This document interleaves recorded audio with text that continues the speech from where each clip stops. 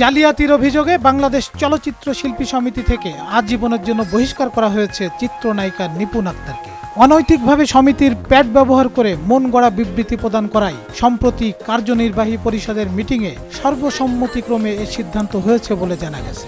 ওনাদের মনে তো অনেক কুরকুরানি, এটা একটু কমায়। গত বছরের 16 জুলাই শিল্পী সমিতির প্যাড ব্যবহার করে কোটা বিরোধী আন্দোলন নিয়ে এক বিবৃতি প্রদান করেন নিপুণ আক্তার এবং 17 জুলাই নিজের ফেসবুক ওয়ালে সেটা পোস্ট করেন।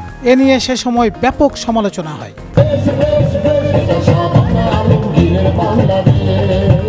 অনৈতিকভাবে সমিতির প্যাড ব্যবহার করায় মিশা ডিপজল নেতৃত্বাধীন কমিটি গত বছর 30 জুলাই সমিতির সভায় এ বিষয়টি উত্থাপিত হয়। পরে নিপুণকে কারণ দর্শানোর নোটিশ দেওয়া হলে তার জবাব দেননি তিনি।